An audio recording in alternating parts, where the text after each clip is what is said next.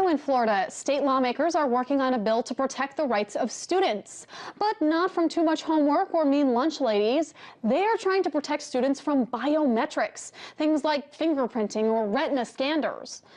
The new bill would prohibit school districts from collecting biometric information, including the characteristics of fingerprints, hands, eyes, and the voice. It would force schools to inform parents about their rights regarding education records being collected on their son or daughter annually.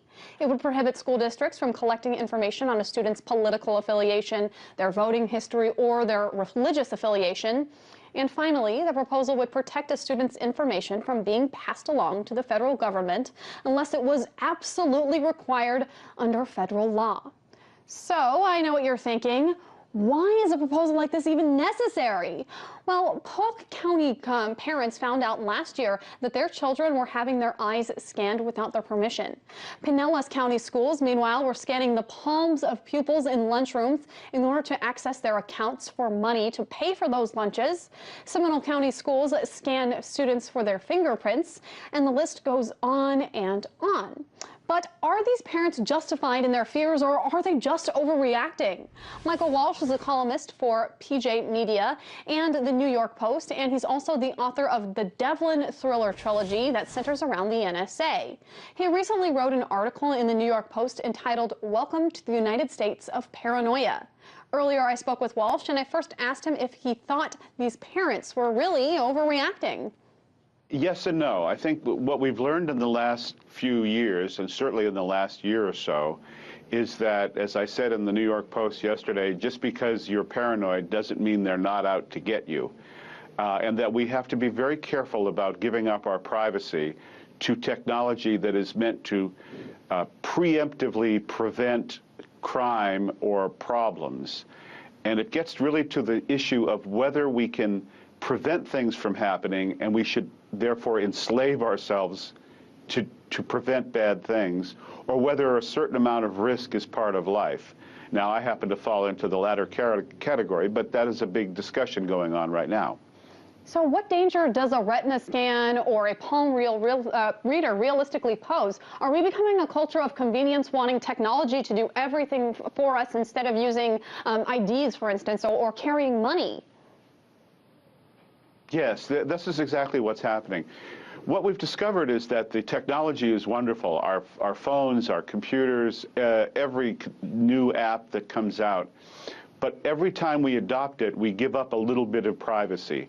So that on Facebook, for example, you're constantly posting your whereabouts, you're putting stuff up on Pinterest, you're posting photographs. And in a perfect world, the government wouldn't be watching us. But in an imperfect world, especially post 9/11, the government is watching us. So it becomes a political and moral question. How much do we want to give up in order to protect ourselves? That's the issue. And as you mentioned, that's a fact of life. From the moment you are born, information is being collected about you these days. Is there anything that parents can do to protect their children from technology, barring taking pictures of their children and not putting them on Facebook?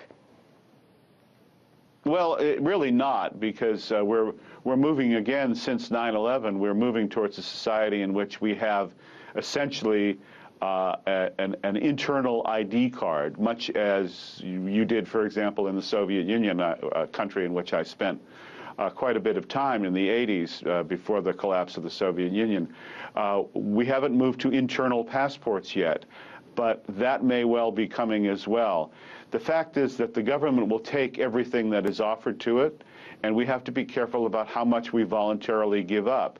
And then the political issue, of course, becomes how much surveillance are we prepared to accept in order to be protected from oftentimes illusory threats or threats that are largely in our imagination and fears. And I think that is a question that Congress is still struggling to answer. Now, on a similar topic, Europe's largest group of hackers, the Chaos Computer Club, teamed up with the International League for Human Rights to file a complaint against German Chancellor Angela Merkel and the German intelligence community for cooperating with NSA surveillance activities activities. Part of that complaint read, quote, "We accuse the U.S., British, and German secret agents, their supervisors, the German Minister of Interior, as well as the German Chancellor of illegal and prohibited covert intelligence activities, of aiding and abetting those activities, a violation of the right to privacy, and the obstruction of justice in office."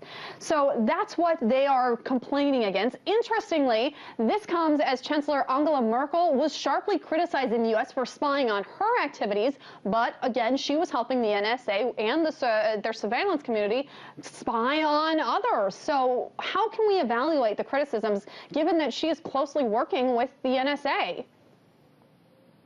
Well, that's a good point. Let's put it this way. They're watching everything, and whether they say they are or they're not, they are.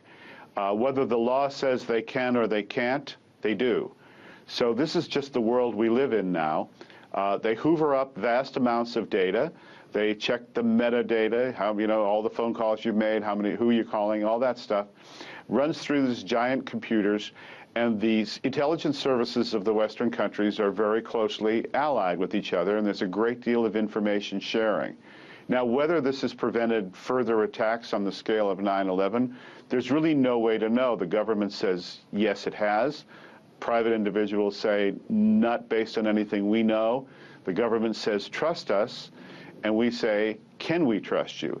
So we are really falling in between these two stools of advanced technology, fear, and our own eagerness to embrace technology to tell the world what we're doing. Everyone wants to be a movie star these days, but that comes with a price, and we have to be aware of what that price is going to be. Absolutely, and whether or not it is us voluntarily rendering that information, putting it out for anyone to see, or whether it's data mining and the NSA and all the things that are going on with that, it all just goes into one big web that is the internet that is creating these profiles digitally on us. Michael Walsh, a columnist at the New York Post and PJ Media, thank you so much.